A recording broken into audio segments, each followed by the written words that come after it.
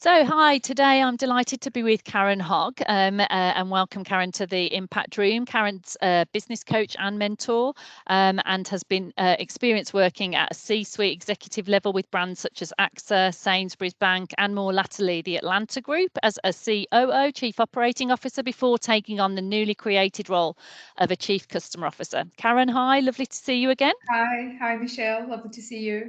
Good. So let's get into it then. So what would you say would be your elevator pitch, Karen?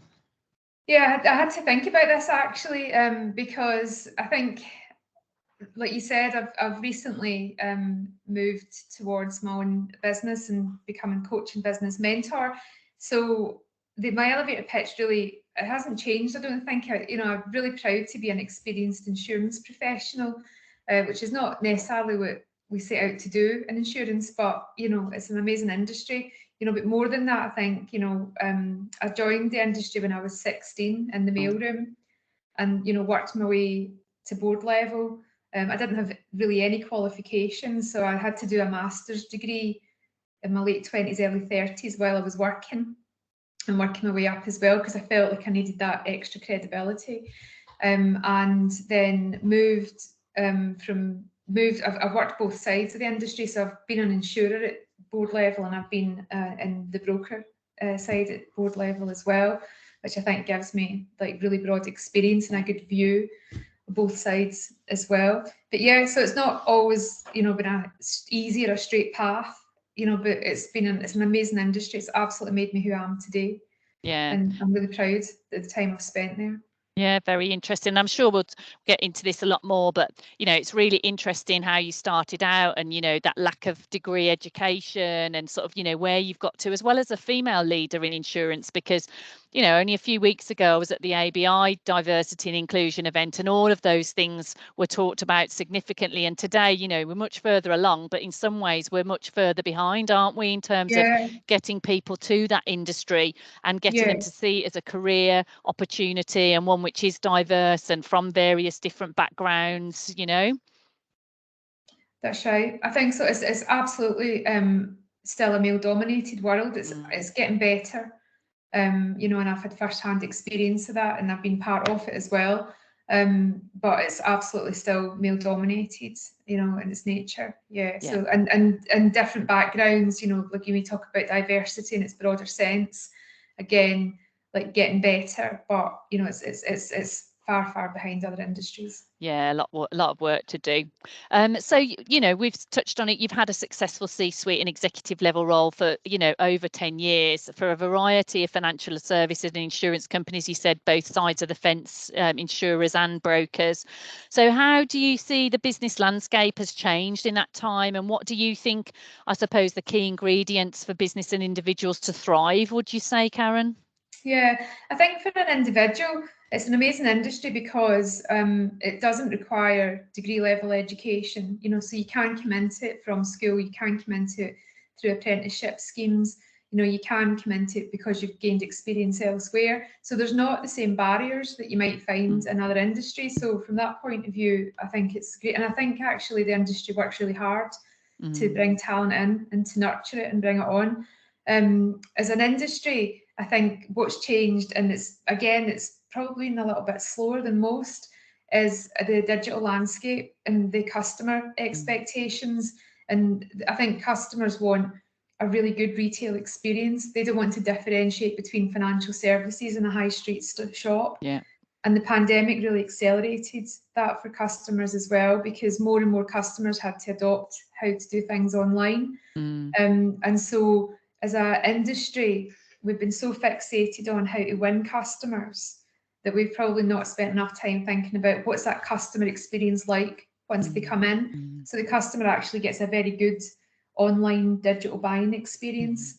And then after that, the ability for them to deal with in a digital sense or self-serve or make their own changes or anything really is only starting to really, gather some momentum. And then when I think as well, when the customer gets to renewal, if they've not had any interaction with you in the last 12 months, there's no loyalty. You haven't created a relationship with them. So as an industry, I think the big change is it needs to think more like retailers, like really think about the customer and what it looks like and feels like for them as well.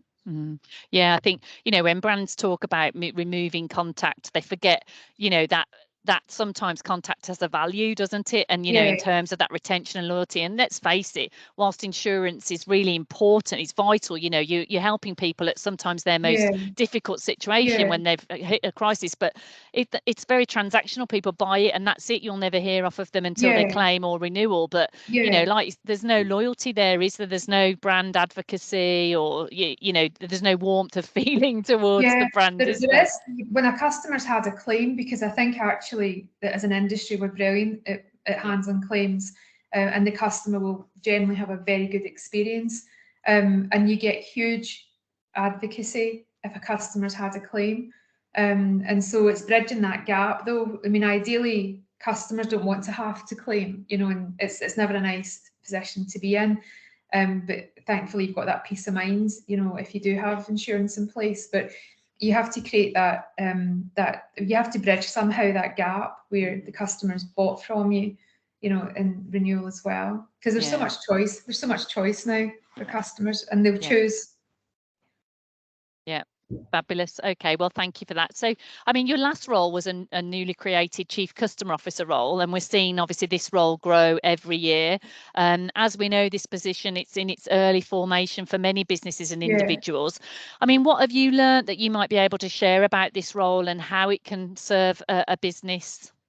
Yeah, so I think it's an incredible role. Like, I would say that, right? And I'm not doing it anymore, so I'm not like, you know, just selling it because I'm in it, because I'm not. But it's of all the roles that I had in my 34 years in insurance, it was by far my favourite, and the one where I felt like we could add the most value. Because what tends to happen is in companies that I've worked in is that there's different pieces of customer feedback. There's pockets of it everywhere, and it's just all over the business. The complaints team are seeing the more difficult ends, and have got all this really valuable information and knowledge on how customers are feeling or where we could be making improvements. And then you've got, like, you know, your QA team who are hearing customers all the time. You've got your operational team who are speaking to customers day in and day out, and you're doing your voice of customer surveys. You know, you've got all of this information, and now because we're digital, we've got the stuff that, you know, you don't hear but you see. So you can see your customer going through your journey, the pinch points, where are they falling off, where are they having difficulty, where are you not giving them enough information. And so you've actually got this huge amount of data and insight in your business, but it's not getting harnessed in any essential way, and it's not getting used right. So, and people talk about customer first, and it's just words. There's no, without that function and without that role, I think it's difficult to walk the walk. Like, you'll do it in bits, but you won't do it as an organisation. And what we did in the last company that I was in, bringing that together, just made the customer's voice so much louder and difficult to ignore. And then suddenly we were saying, like, this is like, you know, we were starting to look at how do you take that customer data and now link it to your operational data. So if we saw a batch of cancellation customers, you could then interrogate that batch and say actually how many of those customers made a complaint, or how many of them were happy, or how many of them bought online, and you could really start to focus in on where you would want to make your improvements. So it was a you know, just an amazing, like, way of bringing the customer's voice to the front of the business. Okay, well, that's great insight. Thank you. I mean, and would you say, I mean, we see customer roles, don't we, struggle to achieve ROI? I mean, I think personally, and please disagree or agree with me, but it really depends on the CEO, doesn't it? I think it's so pivotal that they are customer centric, and the role is just not a, you know, a mouthpiece for the organisation, that it really has that buy-in. Do you feel that? Yeah, I've sat in boardrooms where the people around that table are making decisions on behalf of customers that they don't look like. So you've got, like, you know, if you think about most boardrooms, we're all a certain age. We're mainly men in insurance, and we're making decisions for customers who don't look like us. And I have made mistakes in the past. I could see when I became Chief Customer Officer how I had made similar decisions because I thought this is what's right for, this is what I think's right for the customer, but it's based on my own beliefs, my own experience, my own bias, my own prejudice, and all those things. And unless you actually put yourself into the shoes of the customer, you just absolutely can't do that.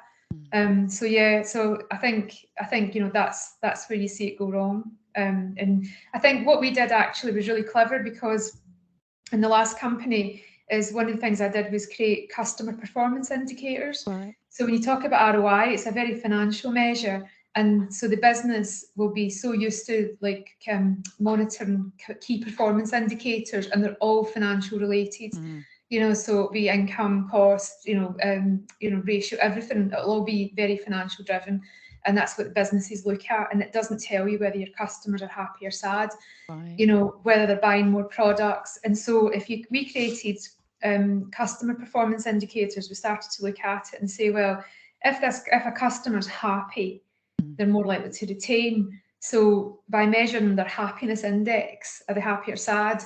And then linking it to a KPI. So we could say if customer happiness dips, retention's going to dip, and then income's going to dip. So you've got to link them to your KPIs so that the business can see that if a customer performance indicator moves, what the financial impact will be.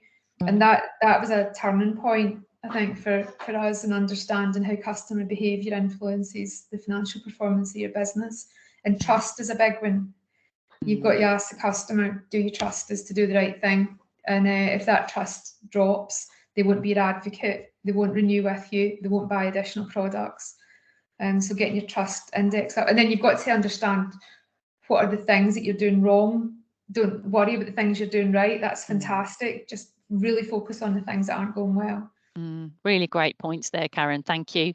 So we touched on this as well, but I mentioned the ABI. They've recently set out an ambitious blueprint to help drive change and boost the attractiveness of the insurance industry to people from all backgrounds. I mean, what are your thoughts on this, and what do you think can be done to help change the narrative? Yeah, I think it has to. So you see a lot of chief execs, we went to schools and we stood on stages and we spoke to kids and we spoke to girls and we spoke to people from different backgrounds. But you have to make it more relatable for the people that you're speaking to. So they have to see people like them in those roles or working in those organisations. And sometimes, like when if you go to a school assembly and you're the chief exec, like that could blow their mind. That's too much to consume as well. Like that's not what they're thinking about. They're thinking about, like, maybe if I'm leaving school soon, like where could I start? And there's roles in insurance for people who are digital, data, whether it's customer service, whatever it is they want to be. It could be lawyers, accountants. There's all those roles exist in insurance, and actually there's more opportunity, I would say, than in a lot of industry, because it's got such a big step change to make to catch up with retailers. And so I think it's great to see chief execs get behind the initiatives, but I'm not sure like those are the right people to go out and talk about it. And I think it's the same, with ABI, the people that they'll put into the think tanks and, send out to speak to people are not the relatable people for that audience. It's a really good point, and it was something that we've talked about because we've done a similar piece on sort of the customer and contact and experience market and how that's such a great industry for people to attract more to the industry. I think that faces similar difficulties, but we spoke about the same. And how many of us, doesn't have to be business leaders, but team leaders or managers or advisors go into the schools, just general business people in business. It doesn't have to be the leaders, does it? And even talking about backgrounds like I'm not degree educated, or I'm from a comprehensive, or I'm from inner city, or I'm from the suburbs. These are important, aren't they? So that they can relate more and think that's me. I can do that. And it's not too intimidating and doesn't feel like it's too far out of reach for them as well. Fabulous. Good points again. So I know you've got a passion for both people and your customers. Why do you think so many businesses lose their way in these areas, Karen? I think sometimes it's commercial pressure. Like I think a lot of the time, mostly I see businesses working really hard to attract people and really hard to retain them. And then they don't apply the same to their customer. They work really hard to attract a customer. So it costs a huge amount of money to attract a customer and a huge amount of money to attract someone into your business. and then the effort comes in retaining them. But when I see businesses lose their way, it's generally because they've lost touch with who their customer is, and they're making decisions that they think is right for the customer rather than creating a customer voice. And the people side of it is often financial pressure. How do we reduce our cost base? How do we become more efficient? And it's quite often at the cost of people as well. And I think, like, one of the things I learned at Sainsburys is you stand on the shoulders of your junior team. You really do. And if you have got like really good people on the ground, like it permeates all the way up. And I think what I've seen when businesses get into trouble is they think the investment should be at the top table. And so they bring in more heavy hitters, more big salaries, which actually puts more pressure on the business and actually can sometimes create more problems because you've got more people trying to make decisions, and they don't invest in the foundations, where it comes all the way up. So yeah, I think that's my personal experience anyway. Yeah, and again, I agree. And I think, sometimes as well, and I'm sure you've seen this, I think you see businesses attract, whether it be customers or employees on one sense, let's just say we hire someone because they can be brilliant with customers, or they're hugely enthusiastic. Yeah. And then as soon as they join, they find that the business doesn't stand for that, or, that enthusiasm is dampened because they have to achieve X or Y, or they can't spend time with the customers because they have to achieve an AHT, or they have to wrap up a call, and that we're so often in conflict, aren't we? So is it any wonder that we then lose those customers or people when we say one thing and then unfortunately do another? Yeah, it's the in-year commercial pressure often as well. So you get to the start of the year designing something really amazing for your customer, and then by the second half of the year, it's like, can you just deliver the MPV version? Because we're under financial pressure. But it was a great idea a few months ago, and customers would really love it. But we're okay now if they just like it. Yeah. So what advice would you give to somebody who wanted to thrive at a strategic or director level or board appointment like yourself, Karen? Yeah, so I think be confident enough to do it your way. So when you first get into that role, it can be really overwhelming, actually, because it's actually quite a big step to go into an executive role, and suddenly you're going to board meetings or you're meeting with other execs who really feel like they've got their game together. And I think those first few months can seem, you can feel quite isolated in some ways, because you feel like, oh, I've just been given this amazing role, and how do I do it? Should I do it like them? Should I do it like them? I don't want to go and ask for help and look vulnerable. So like, it's one of the reasons I've set up Coach Forward, is really for that. I really want to specialise on helping people. That's when I always felt my most vulnerable. Right. As I've just been given this amazing new role. Everyone thinks I know what I'm doing. Everyone's like, this is great. Oh, you so deserve it. Well done. And inside, I'm like, I don't know what to do. And it's actually having the confidence to ask for help and grow into your own skin and do it your way. But on the way there, get lots of experience, speak to people all levels, like seek feedback all the time, be really self-aware, as you go, and, don't be afraid to ask for help. Yeah, that's really great advice. And I'm sure there'll be a lot of call for your services, because I know I speak to people all the time who do exactly as you say. And, you get these roles and then you're like, oh, what do I do now? But I also, just on that point, I'd be interested in your thoughts, because especially when we're looking to, bring people through. So let's say we attract these people from varying different backgrounds, bringing them through. When we want to get them to this level, and there is that gap, that there's some talk to sort of these deputy or co-roles where you can sort of help and, allow someone to share that role with the C-suite, to help them elevate. Do you see that as a good idea? Yeah, I think anything that gives people a bit of the exposure to what that looks like before they make that, that move themselves, because it lets you see, might not be for everyone when you actually see it. Yeah, true. And also it helps you to prepare in advance and lets you understand, like, what you might need to do in terms of gaps, but it certainly makes it less intimidating.